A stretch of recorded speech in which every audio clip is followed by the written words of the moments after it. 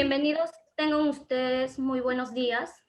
La Universidad Católica Sede Sapiense lo recibe al webinar La fabricación digital frente al COVID-19, brindado por la directora ejecutiva FabLab Perú, Supernodo Latinoamericana Delia Barriga, en conmemoración a nuestro 22º aniversario de la Facultad de Ciencias Económicas y Comerciales.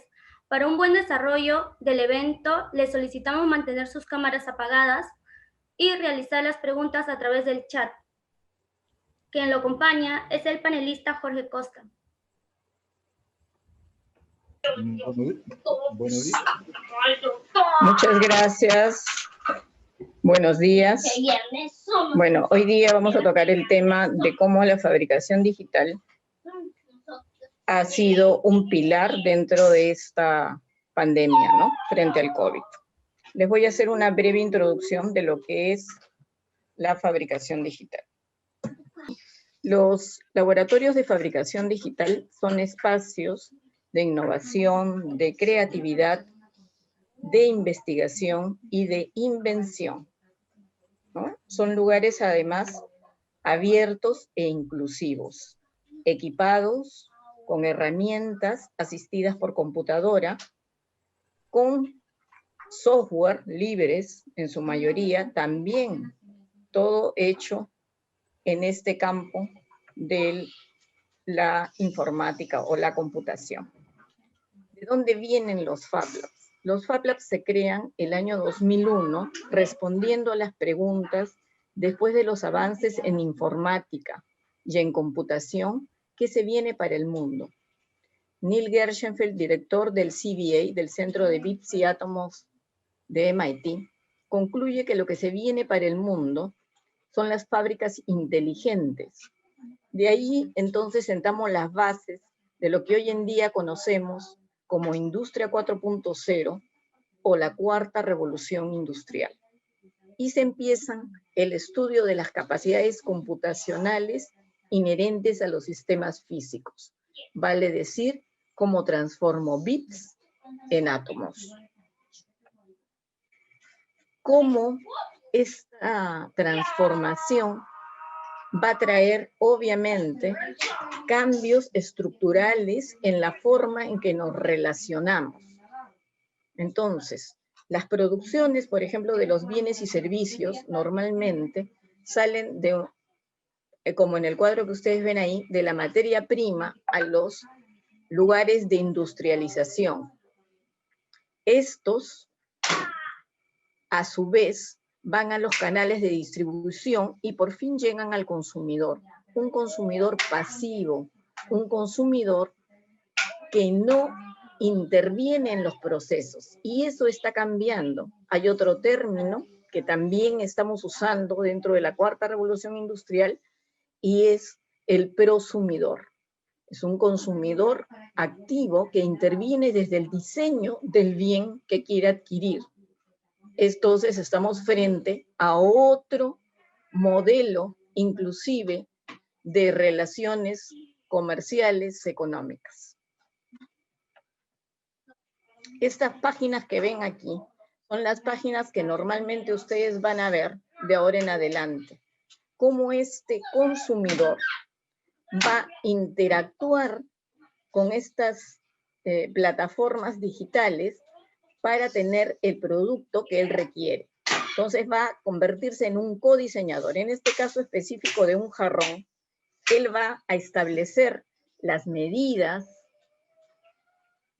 el color, el material de lo que él quiere adquirir y cómo lo quiere recibir. Entonces, esto es bien interesante, sobre todo en materia económica, que ustedes puedan estar muy claros.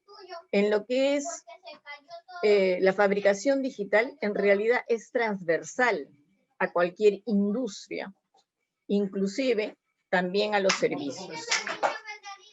El año 2011, Perú fue sede de este tipo de tecnologías, en el Fab 7. Por primera vez se implementó talleres para niños dentro de un evento mundial. Y esto se realizó aquí y fue un gran hito. de ese momento en adelante, todos los eventos mundiales de la fabricación digital incluyen niños y programas para niños.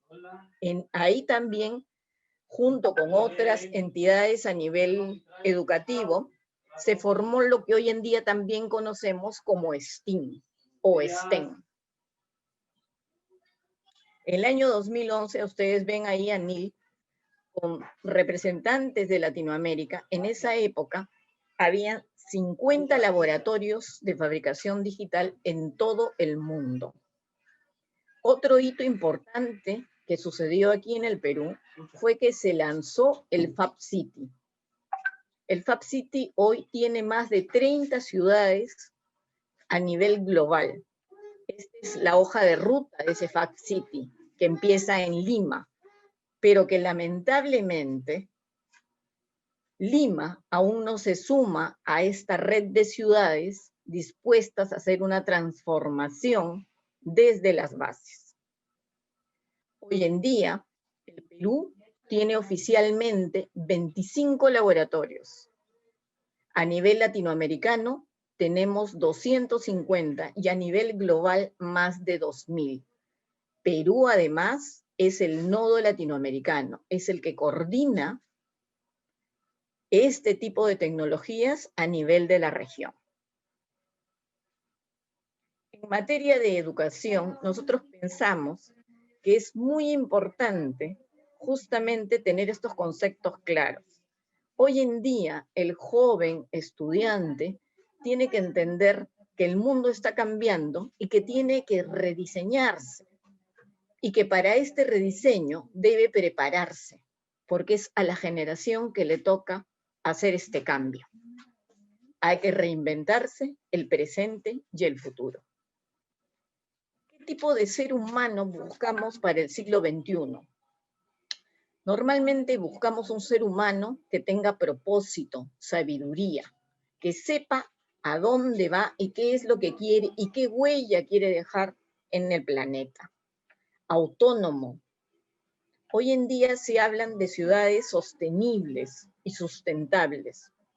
Se habla de ciudades de economía circular, donde se comparta el conocimiento no solamente en el entorno, sino que se comparta el conocimiento a nivel global. Y se habla de otro término interesante que es la glocalización, para trabajar en redes, desde lo local a lo global. Entonces, otra de las cosas que también hemos desarrollado nosotros, que es interesante que las profesiones sigan a tu pasión, ¿no? Personaliza tu profesión en base a tu pasión. ¿Qué es lo que me apasiona a mí? ¿Qué es lo que yo quiero lograr? Y a partir de eso, encontrar la profesión más ad hoc a lo que a mí me inspira ese propósito de vida que tengo.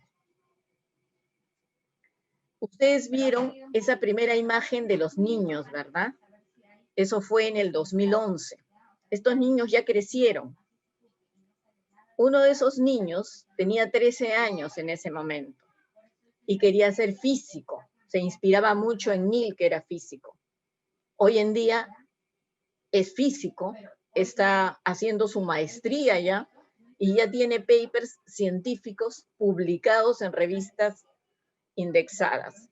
Joan Campana también fue otro adolescente que se integró a este tipo de tecnologías y descubrió su pasión por las neurociencias. Está becada hoy en día en Pittsburgh. Y Camila era la más chiquitita que había en esa capacitación, que tenía 5 años. Hoy día Camila, siendo niña todavía, da talleres de robótica, ¿no? Entonces, cómo este tipo de espacios, este tipo de lugares que inspiran a la colaboración y al desarrollar conocimiento también, pueden crear en las vidas de los seres humanos un gran salto, una gran diferencia.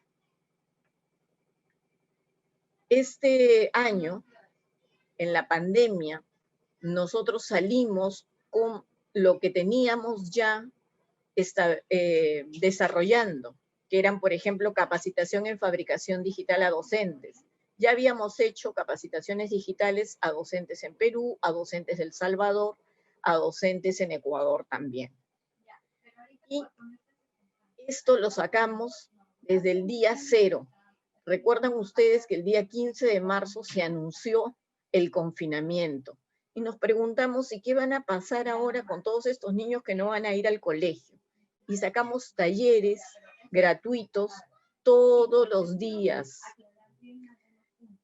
Anecdóticamente, nuestros talleres se llamaban Aprendiendo en Casa, lo que después, claro, sacó el Ministerio de Educación. Y nosotros sacamos estos talleres desde el día 1 a toda el habla hispana. Hemos tenido un impacto más o menos de 10.000 niños en estos talleres. Y ha sido en realidad muy importante para nosotros. Y gracias también a todo el trabajo que se hizo en esta materia de educación, este año volvimos a recibir el premio STEAM, que se llamó de Innovación Global, dentro del evento mundial de la fabricación digital, que este año fue virtual.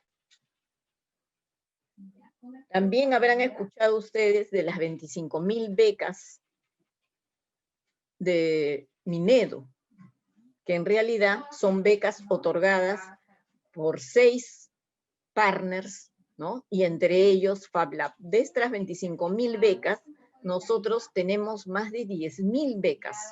Entonces hay mucho interés en los chicos del colegio por aprender este tipo de tecnologías. Hemos además creado una metodología que se llama simbiocreación. Creemos que si estamos buscando un ser humano con propósito, empático, colaborativo, el sacar muchos concursos o hackatones donde se premia uno y lo demás se descarta, no es la idea. Entonces creamos una metodología donde se pueden integrar las ideas y capacidades para generar soluciones de impacto global, utilizando herramientas de fabricación digital. Así, por ejemplo, a finales del año pasado, pudimos hacer una intervención en la zona amazónica de frontera con el Ecuador, en lugares muy, muy difíciles de entrar. Pero allí fuimos y hemos capacitado más o menos 1.400 escolares. Ahí ustedes me ven también en estos lugares. Con esta metodología, hemos también trabajado con el Banco Mundial y Airbus para dar algunas soluciones con una tecnología que ellos estaban haciendo un piloto, ¿no? Pero lo interesante aquí es cómo en las ciudades que estuvimos, Arequipa, Chiclayo, Pucallpa y Lima y el resto del mundo, cómo se concretaban las ideas de estos jóvenes sobre los problemas y las soluciones y en qué temas. Entonces, finalmente, esto fue la solución que se creó en que era con ese prototipo que tenía Airbus, que es una antena plana para equipos de transporte terrestre que puedan mapear las carreteras y el estado de las mismas con un láser que va por debajo del chasis, ¿no? Y entonces lo que quería el Banco Mundial es cómo esa tecnología podría ayudar a las poblaciones cuando pasa el bus, ¿no? A las poblaciones que están a los lados para llevar algo de tecnología. Hay muchas que no les llega a internet, ¿no? Entonces, y ustedes habrán visto cuando viajan que a veces hay personas que cultivan y sacan como las mejores uvas, ¿no? Y hay como una propaganda visual que ustedes ven a lo largo de la carretera. Entonces, lo que pensaban estos chicos era desarrollar una aplicación para que, digamos, las personas que hacen turismo interno o turismo externo puedan comprar a estas personas y en el lugar de destino se les sea entregado. Era un poco la idea que después va a servir en este otro proyecto que ya lo hemos hecho en pandemia. ¿Cómo innovamos en nuestros mercados de abastos? Recuerdan ustedes que salió toda esta publicidad donde justamente en los mercados eran los altos índices de contaminación del virus. Entonces nosotros empezamos a trabajar con algunas otras instituciones como PNUD, como Toulouse, como el Ministerio de la Producción y la Municipalidad de Lima también, a ver cómo dábamos solución a este tipo de problemática. Entonces estamos creando unas cabinas de desinfección automatizadas que están enlazadas con un aplicativo para que también los comerciantes nos sepan y los usuarios sepan si, por ejemplo, es como un semáforo. Si hay mucha gente, no entro, puedo hacer mis pedidos virtuales, dónde están los puntos de entrega de los pedidos virtuales y todas esas cosas que se están desarrollando ahora mismo con los mismos comerciantes. No es fácil, no es fácil, pero ahí vamos avanzando. Luego, en el evento mundial, propusimos hacer una simbiocreación donde podamos crear con creativos de todo el mundo, con fabers y makers de todo el mundo, una máquina que pueda hacer mascarillas eficientes a bajo costo y que podríamos liberar estos archivos para que en cualquier país se pueda fabricar. Y esto se hizo a nivel global. Aquí están los diseños que se concluyó con la máquina. Uno de nuestros proyectos más emblemáticos y que hoy día está cobrando otra vez vida fue el de FAB Flotante Amazonas. Proyecto además que se presentó en el lanzamiento de las 17 ODS. Un proyecto peruano, el único proyecto latinoamericano que se presentó cuando se lanzaron las 17 ODS. Y que es un proyecto que te dice cómo desde el pulmón del mundo puede crecer la próxima industria limpia del planeta. Es un reto grande, pero allá vamos. Tenemos ejemplos como el de Vanessa Caicho, que intervino, por ejemplo, en todo lo que es carpintería, creando la carpintería digital, ¿no? Y que por este proyecto ha sido reconocida como la mejor startup liderada por mujeres en las 21 economías de la PEC. Y esto también hay que resaltarlo porque es importante. Ella, por ejemplo, con su proyecto junto a nosotros, creímos que también en estos colegios que tienen talleres podíamos implementar los laboratorios de fabricación digital por áreas, ¿no? Y en este caso, que ella veía el área de carpintería, se implementó un Fab Lab en el área de carpintería del Melitón Carvajal, y este era un año increíble, pues para nosotros lo habíamos inaugurado y todo. Lamentablemente no se pudo seguir. Esperemos que cuando pase lo de la pandemia, esto cobre otra vez vida y podamos hacerlo realidad. Este año, este año en enero, nosotros tenemos un evento que se llama 3D Fashion Week, que es moda sostenible con economía. ¿Y por qué? Porque nos parece importante que una de las industrias más contaminantes sea intervenida con soluciones realmente disruptivas e innovadoras. Y esta es un poco la invitación a los diseñadores, a crear un textil, a crear una moda que sea sostenible, que sea amigable con el planeta. Esto lo presentamos en Roma en enero de este año, en el Fashion Digital Night, y ahí yo estoy exponiendo qué significa para nosotros el 3D Fashion Week, que lo lanzamos en Perú, ¿no? En una rueda de prensa que me invitaron los de Fashion Digital Night en las instalaciones de Facebook en Roma, donde entonces muchas diseñadoras europeas dijeron, nos queremos ir a Lima este año.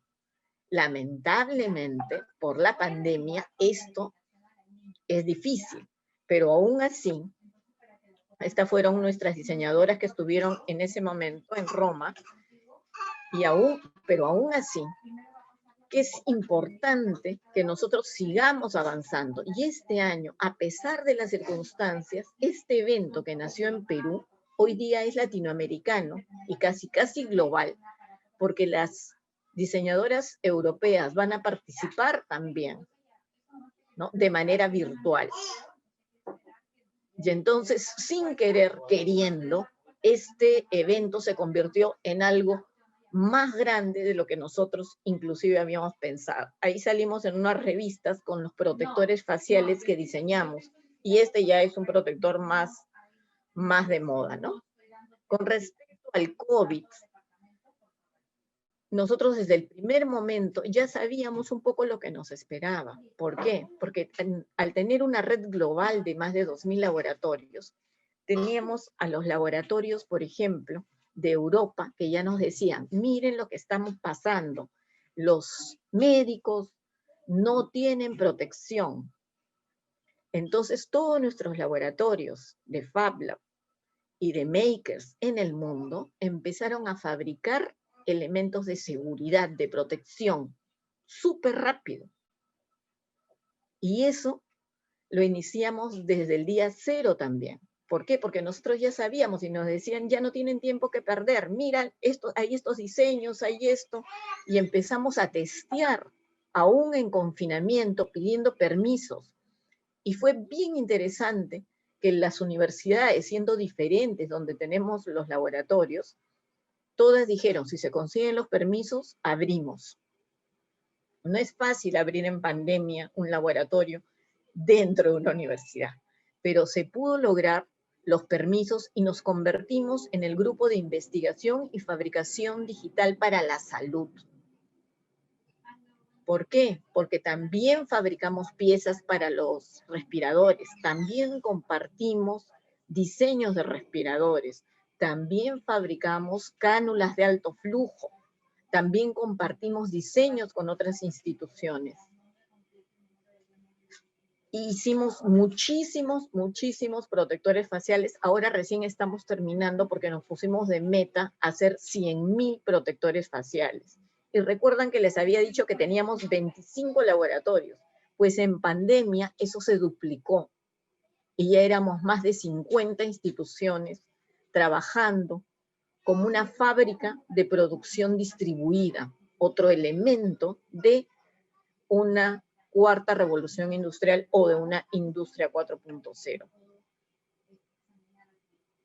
Otra cosa bien interesante que sucedió en los grupos de trabajo, nosotros en el año 2014 nos dimos cuenta que la participación femenina en estos laboratorios y en general en la tecnología era como de 30% frente al 70% y en algunos casos menos todavía. Entonces, en el 2014 nosotros sacamos un programa que se llama FabWoman, con el propósito justo de poder aumentar el número de mujeres en ciencia y tecnología.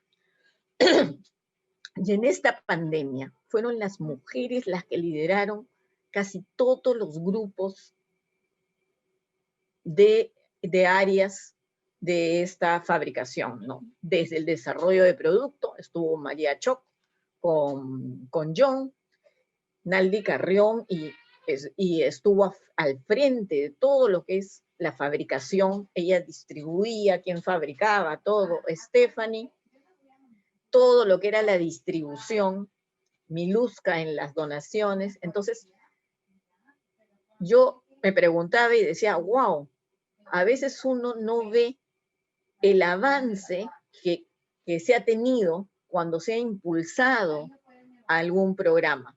Y esto era el resultado de ese programa FabWoman lanzado en el 2014.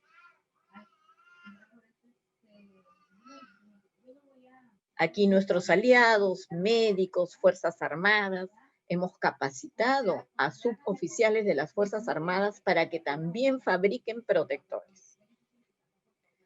Finalmente, nos llamaron del PNUD, de la OPS, de la OMS, viendo el trabajo que estábamos haciendo para hacer algo en conjunto.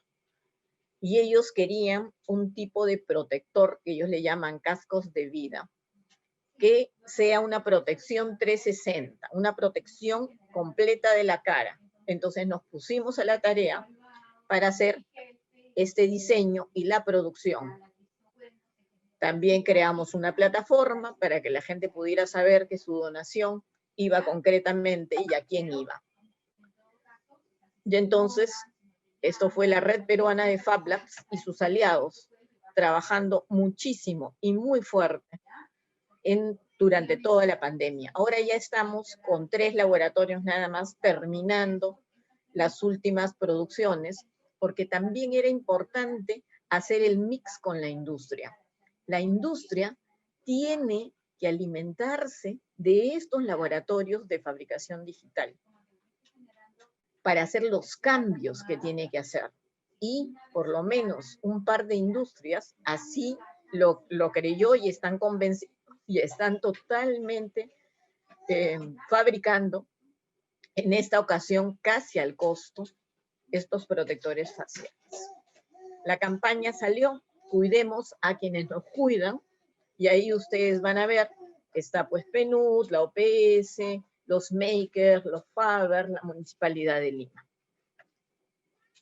Y bueno, esto es lo que hemos hecho frente a la pandemia y cómo el tener desarrollos de ciencia, de tecnología, no solamente pueden ser un discurso.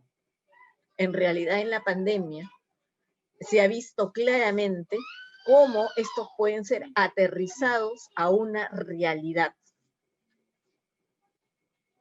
Esta es la Declaración de los Derechos Humanos y uno de los puntos de esa declaración en el artículo 27 habla de justamente el derecho que todos tenemos a conocer de ciencia y de tecnología y de los beneficios que esta nos puede dar y por supuesto desterrar los malos oficios de esta también, ¿no? Entonces es importante que se entienda que la democratización de la ciencia y la tecnología es un derecho de todos. Muchas gracias. Bien, mi estimada doctora Delia Barriga, vamos a pasar a hacer una ronda de preguntas que esperamos de nuestros alumnos nos planteen para poder, digamos, desarrollarlas. ¿Ok, mi querida doctora? Entonces, voy a comenzar haciendo yo la primera pregunta. Muy interesante lo que es la simbiocreación. ¿Nos podría, digamos, dar un poquito más de alcances con respecto a que se desarrolla la creatividad, la innovación, pero, digamos, qué cosa impulsa la simbiocreación?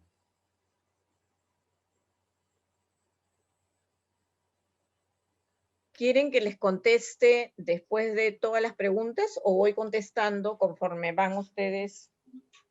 No, la pregunta es, yo creo que se va acomodando de pregunta por pregunta para que los asistentes también planteen. Yo voy a ser el intermediario entre usted y ellos. ¿Qué le parece?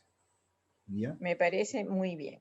Ok, mi querida doctora. Entonces, la pregunta es con respecto a la simbiocreación, que es muy interesante, ¿no? Entonces, la pregunta es, ¿por qué se impulsa fuerte o sea, cuál sería el factor más importante Sí, dentro del impulso de la simbiocreación? sí. Justamente la simbiocreación está basada en la simbiogénesis. La simbiogénesis es una teoría que justamente de Mel, nunca puedo decir bien su apellido, pero es una científica de nuestros tiempos recientemente fallecida, que lo que dice que en realidad la vida no se crea por competencia del más fuerte al más débil, que todo en la vida es una simbiosis, que todo en la vida es colaboración y que así se crean los organismos por colaboración, que las primeras eucariotas fueron el resultado de esa colaboración, no de la imposición del más fuerte al más débil. Y eso es bien interesante. Entonces, ¿qué busca la simbiocreación? La simbiocreación lo que busca es hacer esa simbio, ¿no?, de ideas en varias fases. La simbiocreación es una metodología que tiene 3 fases. La primera es la de sensibilización, donde a los chicos les damos soft skill para que ellos entiendan de que también son seres con propósito. Normalmente nadie les pregunta cuál es tu propósito. Y esto es lo que nosotros hemos encontrado con los adolescentes, ¿no? Y cuando ellos entienden que tienen un propósito, empiezan también a entender la problemática de su entorno, más allá de obviamente decir, bueno, el Estado no llega aquí, nunca nos han visto, estamos abandonados, no tenemos luz, no tenemos agua potable me refiero, pero ¿qué hacemos desde nuestra individualidad y desde la colaboración con nuestro entorno para solucionar también estos temas? Yo le he compartido a Judith hace un momento un video que creo yo que si lo pueden poner, refleja justamente lo que les estoy comentando. Ya, vamos a ponerlo en este momento, mi querida doctora.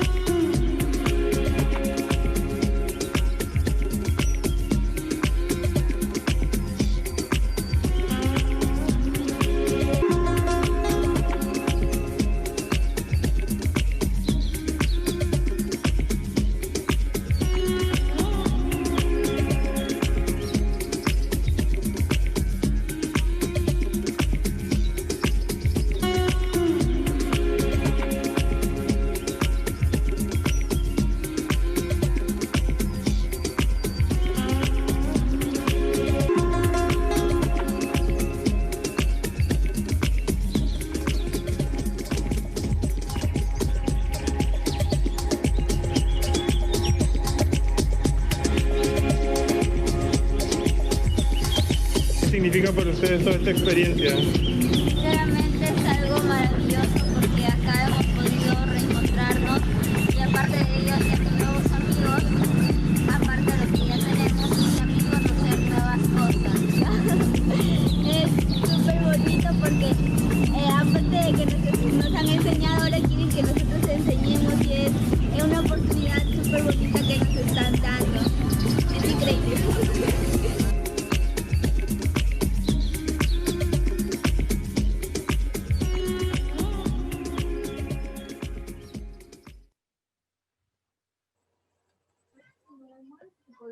Bueno, a veces las imágenes pueden ser más fuertes que las palabras, creo yo. Sí, doctora, yo creo que ya esa es una explicación totalmente, digamos, fundamentada y en realidad, pues, felicitar, ¿no?, en las acciones que se van tomando. Acá tenemos una pregunta de un participante, mi querida doctora, y es así. ¿Cuáles son las condiciones para formar parte de la red Fab Lab Perú? O sea, ¿cuáles serían las condiciones que se tomarían en cuenta, ¿no? Bueno, en realidad, por ejemplo, pertenecer a la red FabLab no tiene costo, pero sí hay un charter, ¿no? Sí hay un charter. El equipamiento, pero no un equipamiento solamente para aprender a usar tecnología, equipamiento para crear tecnología. Ese es el primer chip que hay que cambiar. No solamente debemos de ser usuarios, el equipamiento nos tiene que ayudar a crear, no solo usar. Son equipamientos como impresoras 3D, cortadoras láser, ruteadoras, escáner, implementos para desarrollos de robótica. También tenemos áreas de desarrollos de software ahí mismo. Es un espacio que te permite y que te invita a crear teniendo todo a tu disposición. Por eso que es fácil. Y como es multidisciplinario, también es fácil que todas las profesiones, que todos los oficios se junten. Fíjate que hubo algo una historia muy bonita que me tocó vivir de cerca, que me emocionó mucho, es que cuando nosotros implementamos el primer laboratorio en la uni, los chicos de limpieza nos ayudaron un montón para la implementación, para limpiar el lugar, pintarlo todo. Y luego que acabó el evento y todo, y sacamos un taller para transferir esos conocimientos. Y uno de los chicos de limpieza se acercó y me dijo, yo no tengo para pagar el taller, pero ustedes me podrían becar. A mí me pareció increíble. Cuando fui a las autoridades de la universidad, me dijeron que no, que qué iba a pasar cuando ese chico no diera la talla y luego iba a reclamar o iba a hablar mal. A mí me pareció increíble, ¿no? Nosotros nos juntamos y lo becamos, porque estábamos dentro de la universidad y la universidad tenía algunos costos que cubrir, me imagino. Lo becamos. El chico terminó y se convirtió en el jefe de máquinas del laboratorio de la UNI. Entonces, el mito de que si vives en la lejanía, como lo muestra el video, no vas a poder interactuar con alta tecnología, es un mito falso que hay que desterrar. Todos podemos hacerlo, todos. Muchas gracias, mi querida doctora. Otra pregunta que tenemos acá que están planteando es, ¿cómo está respondiendo la comunidad al COVID-19 usando fabricación digital? A mí me sorprendió, debo decir, que las universidades, porque a veces hay todo este celo entre una universidad y otra, pero en estos momentos de pandemia, y yo creo que eso superó, y la gente lo entendió así, y entonces habían chicos de una universidad que estaban interactuando con otras, yo hago esta parte, tú haces otra, lo juntamos aquí, tú embolsas, tú limpias. En verdad fue un trabajo muy, muy bonito y yo debo felicitar a las autoridades y a la gente que manejaban los laboratorios por ese desprendimiento que tuvieron para hacer los trabajos de manera colaborativa.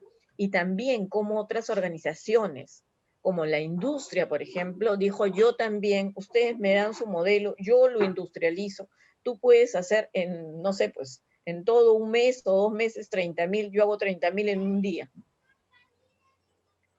Entonces, esa unión también que no tendría por qué ser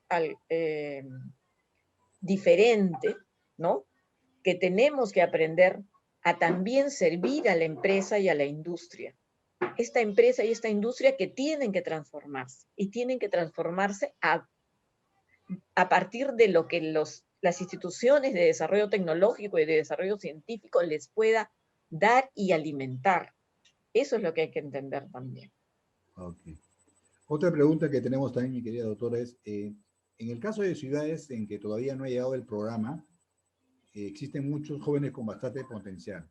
¿Cuáles serían las medidas a tomar en ese caso o qué pueden hacer los jóvenes para poder participar? Interesante pregunta. Sí, los espacios de los Fab Labs son espacios abiertos, por eso se caracterizan. Obviamente ahora estamos cerrados en pandemia, ¿no? Pero normalmente cuando están abiertos son espacios de acogida. Entonces, un joven puede entrar a Fab Lab y en verdad es su vocación la que lo va a hacer distinguirse. Yo he visto entrar en más de 10 años muchos jóvenes, a veces con una idea, ¿no? Como por ejemplo, una de las chicas que entró, que era diseñadora, ¿no? Y que la invitamos a que utilice tecnología de fabricación digital en sus diseños. Ella nunca imaginó que se iban a convertir en una investigadora de materiales, que le permitió acceder a una beca, estudiar una carrera, hacer una maestría y ganar un premio a nivel internacional como es el Summit de Wearables de Londres. Esto en verdad te potencia hasta donde tú quieras. Todo está en que también uno tiene que ser proactivo. Entonces, dentro de los laboratorios, a ti no es que se te explique A, B, C, ¿no? Nos han enseñado que frente a la duda levantamos la mano. Pero ¿qué tal si frente a la duda investigamos primero y luego, cuando no entendamos algo, ese levantar la mano estará ya más nutrido y tu pregunta tendrá más contenido para ser respondida? Entonces hay que incentivar eso en los jóvenes, el poder investigar. Y eso me contaba a mí Benito cuando él fue por primera vez a este primer curso de fabricación digital en Barcelona. Y él dijo, ¿cómo se maneja esto? Y le dijeron, ¿ya leíste el manual? Lee el manual y luego me preguntas. Y él leyó el manual y la usó y listo, y no tuvo que preguntar, ¿no? Entonces, eso también hay que aprender. Los conocimientos no llegan así como en Matrix, en 2 segundos aprendes a manejar un helicóptero. No, hay que estudiar y hay que practicar y hay que prototipar, pero hay que hacer. Si no haces, entonces todo quedará solo en un discurso, sin contenido. Totalmente de acuerdo con usted, doctora. Una pregunta que acá una alumna nos plantea, ¿no? Dice, ¿qué acciones se pueden implementar en el futuro para lograr diversas innovaciones en la era digital? Bueno, pone como preámbulo que en el Perú hay muchos lugares que no tenemos tecnología, ¿no? Entonces, bueno, ustedes vieron ahí estos lugares donde hemos intervenido el año pasado, que no solo no tienen tecnología, no tienen agua potable, no tienen internet, obviamente, no tienen energía eléctrica y pueden crear tecnología. O sea, no hay barreras. Tenemos un Fab Lab, por ejemplo, en la zona austral, en Chile. Tampoco tienen comunicación ellos, pero graban. Hay siempre alguien que va y viene y les graba ¿no? En MP4, en MP3, llevan, traen, buscan la manera de poder crear. Y nosotros, como instituciones, también tenemos que buscar esa manera de poder compartir conocimiento. Esa es nuestra labor. Y muy interesante labor, doctora, honestamente. Muy interesante, por cuanto de que la tecnología no es solamente que viene a mí, sino yo también voy a la tecnología y como sea, busco esa tecnología. Qué importante. Otra pregunta que hace el magíster Raúl Francisco, docente nuestro, ¿cuánto de esta innovación se está desarrollando para el uso humano? ¿No? Bueno, somos humanos, así que todo es para uso humano. Hay desarrollos en la investigación de muy alta tecnología, como por ejemplo una impresora de arterias usando cera de abejas para hacer los tubitos, ¿no? Donde se coloca el material biológico. Hay toda una investigación sobre impresiones de órganos que está a cargo del doctor Antonio Atala, que tiene el mayor laboratorio de investigación del mundo en este rubro, es peruano, tiene 200 investigadores en North Carolina, ¿no? Ellos son los que han hecho, por ejemplo, ya cartílagos, huesos, todo esto en impresión para poder hacer esófagos, ¿no? Y si ustedes buscan un TED del doctor Atala, donde él habla justamente de la impresión de riñones también, ¿no? Ya. Acá hay una pregunta que plantea, ¿no? ¿El integrante, en este caso del Fab Lab, es beneficiado o remunerado con los conocimientos o ideas de desarrollo?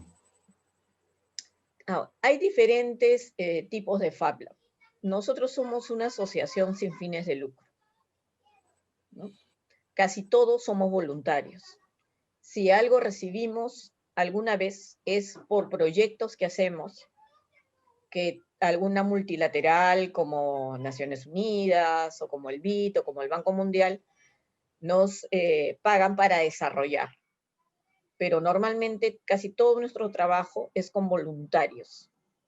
Hay otros Fab Labs que sí pueden ser, por ejemplo, startups, ¿no? O negocios o incubadoras, que sí tienen un costo por los servicios, tienen un costo en las capacitaciones también, ¿no? Hay otros Fab Labs que están dentro de industrias, como Airbus o Boeing, que tienen Fab Labs in-house, o como la NASA, que tiene un Fab Lab in-house, ¿no? Entonces hay diferentes tipos de Fab Lab, pero todos ellos, digamos, tienen algo en común: compartir conocimiento. Dentro de Fab Lab se comparte todos los conocimientos. Ahora, cada institución puede proteger sus conocimientos como mejor le parezca. Si es con una licencia open source, si es con una patente, ya eso tendrá que ver cada institución, es libre.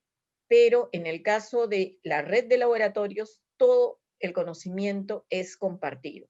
Pero si se quiere comercializar con ese conocimiento, obviamente tendrá que ir al autor del conocimiento y ponerse de acuerdo internamente, ¿no? Para el reconocimiento de la autoría, que yo creo que es parte de la ética que debe tener cada persona también. O sea, la propiedad intelectual, mi querida doctora. La propiedad intelectual, claro. Ahora, acá hay una pregunta que usted acaba de contestar, ¿no? ¿Existe la posibilidad de tener acceso al software? Creo que se complementa con lo que usted dice, ¿no? Tendría que tener el permiso, ¿no? En este caso del propietario de la propiedad intelectual. Claro, para comercializar hay que tener permiso. Mientras tú no lo comercialices y, digamos, por ejemplo, en el caso de los diseños de los protectores, están liberados. Cualquiera puede hacerlos, porque la mayoría de estos se hizo para donar. Entonces, si haces para donar, no estás ejerciendo ningún comercio. Pero si ya tú quieres lucrar con el invento de otro, yo creo, lo más ético es justamente reconocer las autorías o reconocer alguna regalía. Bien, acá hay una última pregunta, ¿no? Dice, buenos días, ¿cómo hacer para poder colaborar con nuestras ideas de innovación, ¿no? Ya que cada joven maneja ideas totalmente diferentes y juntándolos podríamos hacer grandes cosas. Justamente en el inicio de mi exposición les hablaba de qué ser humano es el que queremos. Un ser humano con propósito, pero también un ser humano empático. No desarrollamos como sociedad la empatía. Y la empatía es ponerse en los zapatos del otro. Y otra de las cualidades que tenemos que desarrollar es la colaboración, el trabajo en equipo. Normalmente, lo que hemos aprendido nosotros, y las universidades también lo ejercen, es que tú haces un trabajo en equipo, pero lo que haces es dividir el trabajo, ¿no? Y cada quien hace una parte y no hay como una coherencia. Hay que aprender a hacer un trabajo en equipo coherente. Claro, cada quien tiene habilidades, pero el trabajo tiene que tener un todo coherente con el equipo. Y eso hay que aprenderlo. Por eso es que desarrollamos metodologías justamente para poder lograr esa simbiosis. Entonces, sin a veces sin una metodología que te ampare o que te cubra, es difícil lograrlo, ¿no? Pero sí se puede, porque ustedes han visto ya los ejemplos, ¿no? Imagínense tú hablar con ingenieros que hacen máquinas de un país, de otro país, hubiera sido pues un desastre completo poder juntarlos y que en todos creen una sola cosa, pero sí se puede hacer. Ya, doctora. Bien, queremos agradecerle enormemente, mi querida doctora Delia Barriga, ¿no? Por la brillante exposición. Yo creo que muy interesante, ¿no? Digamos, tu exposición, todavía de que nosotros como universitarios y docentes universitarios estamos, digamos, también contribuyendo, como ustedes contribuyen al desarrollo de nuestra patria. En nombre, digamos, de nuestra facultad, queremos agradecerle sinceramente, ¿no? Su participación y queremos reiterar nuestro agradecimiento a través de una fotografía virtual, ¿no? Por lo cual le pedimos activar sus cámaras a todos los que están presentes para poder, digamos, tener una foto con usted, mi querida doctora, si no es molestia, ¿no? Bueno, y yo también los invito a su universidad a que se sumen y formen parte también de esta red de laboratorios que yo creo que será importante para su institución. Yo creo que a través de Norma Velázquez, ¿no? Y gran amiga suya, yo creo que así va a ser. Y cuente también con mi apoyo en nuestra universidad, porque yo creo que es muy interesante lo que usted está planteando. Gracias. Agradecerle a Delia el poder tenerla y compartir conocimiento con el grupo de estudiantes de la universidad. Para nosotros siempre es un honor poder tenerte, poder conversar contigo y aprender, ¿no? Como tú dices, el trabajar en equipo para hacer un futuro mejor, el trabajar en ciencia, en tecnología, sobre todo los jóvenes que están empezando a hacer emprendimientos, no tenerle miedo a la ciencia, porque es la ciencia la que nos va a llevar a un mundo mejor, a un futuro mejor. Yo vivo y sueño que ojalá que el Fab Lab de Amazonas sea una realidad y que pronto nuestros productos y con todo lo que se está haciendo podamos llegar a tener grandes cambios, que es lo que se necesita. Nuevamente, muchísimas gracias, Delia. Esperamos que la universidad pronto forme parte también del equipo Lab para seguir adelante desarrollando conocimiento. Gracias, Norma. Gracias. Muchísimas gracias a todos, muy buenos días. Muchísimas gracias, doctora Delia. Gracias, doctora Norma. Muchísimas gracias, doctor Jorge. Gracias por todos. Gracias, Cristina. Gracias.